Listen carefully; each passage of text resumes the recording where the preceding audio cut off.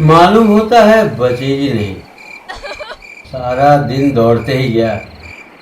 जा देख तो आ।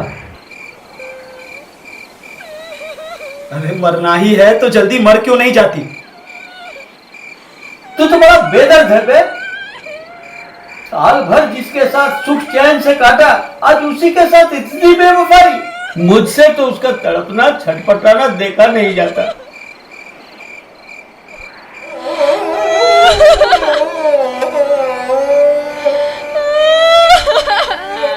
चमारों का कुनबा था और सारे गांव में बदनाम।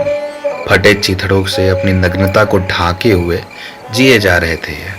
दूसरों के खेत से मटर या आलू खाड़ लाते और भून भान कर खा लेते।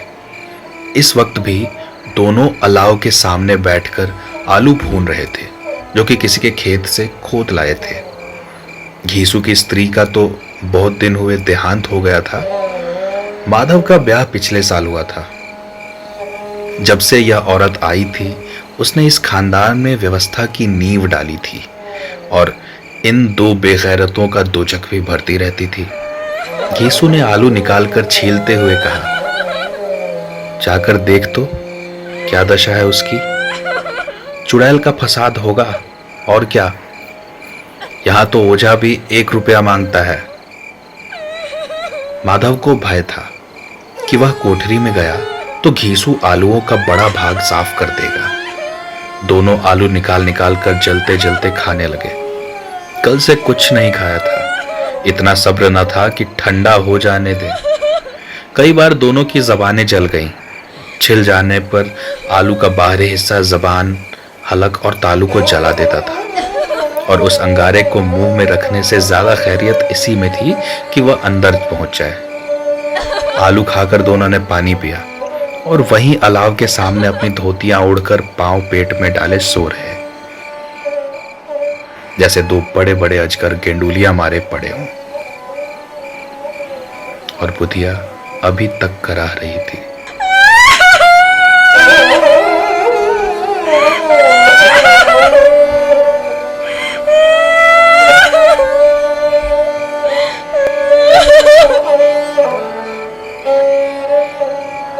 सवेरे माधव ने कोठरी में जाकर देखा तो उसकी स्त्री ठंडी हो गई थी। उसके मुंह पर मक्खियां भिनक रही थी। पथराई हुई आंखें, सारी देह धूल से लथपथ हो रही थी। उसके पेट में बच्चा मर गया था।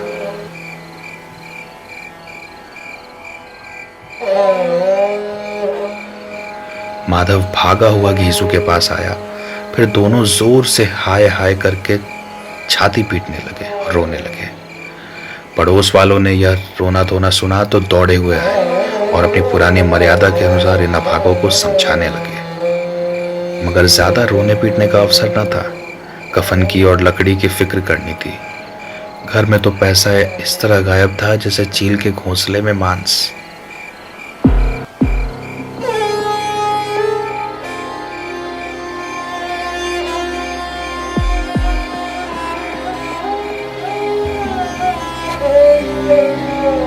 बाप बेटे रोते हुए गांव के जमींदार के पास गए।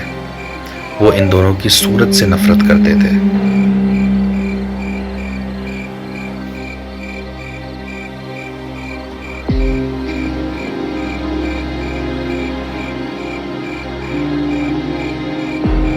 अरे घिसुआ, तू साला तुम अंदर कैसे घुस गया रे? जब काम के लिए तुम लोग को बुलाते हैं तब तो साला तुम लोग आता नहीं है। बड़ी विपत्ति में हूँ सरकार। माधव की घरवाली रात को गुजर गई, रात भर तड़पती रही सरकार। हम दोनों उसके सिरहाने बैठे हैं, मुदा वो हमें दगा देंगे। अब कोई एक रोटी देने वाला भी न रहा मालिक। हम तबाह हो गए, घर उजड़ गया मालिक। आपका गुलाम हूँ, अब आपके सिवा कौन उसकी मिट्टी पार लगाएगा? आपके सिवा किसके द्वार जाऊं सरकार, किसके द्वार जाऊं? जमींदार साहब दयालु थे, मगर घीसू पर दया करना काले कंबल पर रंग चढ़ाना था। और दोपहर को घीसू और माधव बाजार से कफन लाने चले।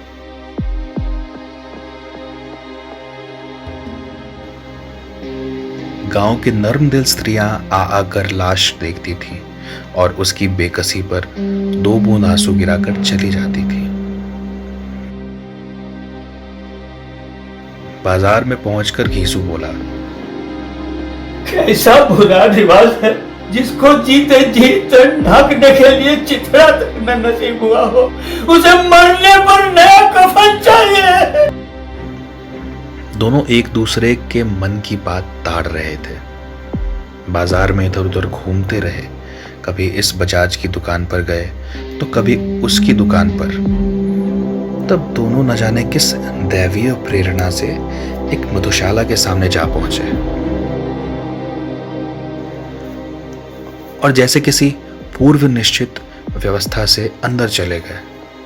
वहां जरा देर तक दोनों असमंजस में खड़े रहे। फिर घीसू ने गद्दी के सामने जाकर कहा, साहू जी, थोड़ा हमें भी देना। उसके बाद कुछ चिकौना आया, तली हुई मछली, और दोनों बरामदे में बैठकर शांतिपूर्वक पीने लगे। कई कुज्जियां ताबड़तोड़ पीने के बाद दोनों सरूर में आ गए। माधव, कफन से क्या होता है? लाश के साथ जल ही न जाता, कुछ बहू के साथ जाता तो नहीं? हाँ बाबा, तुम ठीक कहते हो। और नहीं तो लोग बामणों को हजारों रुपए क्यों देते हैं? कौन देखता है कि परलोक में मिलता है या नहीं? बड़ों के पास धन है, चाहे फूक। हमारे पास फूकने को क्या है? लेकिन लोगों को जवाब क्या दोगे? उधर गांव में लोग पूछेंगे कि कफन कहाँ है तो? अबे कहेंगे पैसे कौन से किसे वजह नहीं मिले। विश्वास तो नहीं करेंगे, लेकिन दोबारा पैसा वही देंगे।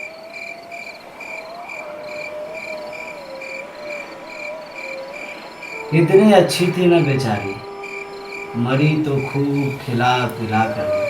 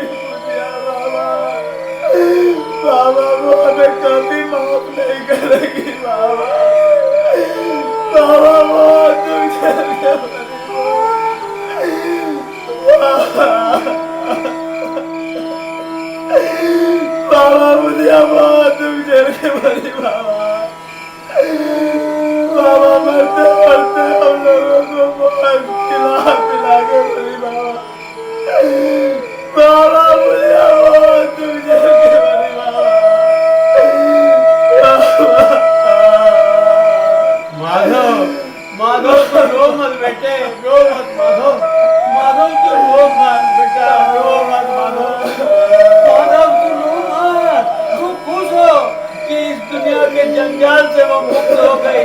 माधव रो मत बेटे, इस दुनिया के मोह माया के जंजाल से वो मुक्त हो गई। तू रो मत, तू हंस बेटे, तू हंस, तू खुश हो, तू हंस बेटे, तू रो मत, तू हंस, रो मत बेटे, तू हंस, हंस।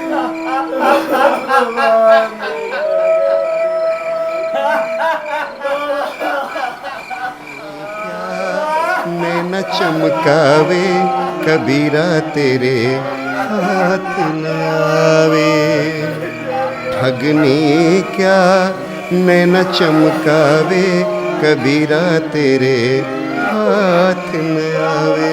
कबीरा तेरे हाथ न आवे। कद्दू काट मृदंग बनाया, कद्दू काट मृदंग बनाया। नींबू काट मजीरा, 5 तोरई मंगल गावे। 5 तोरई मंगल गावे। नाचे बालम खीरा कबीरा तेरे हाथ न आवे। कबीरा तेरे हाथ न आवे। रूपा पहिर के रूप दिखावे। रूपा पहिर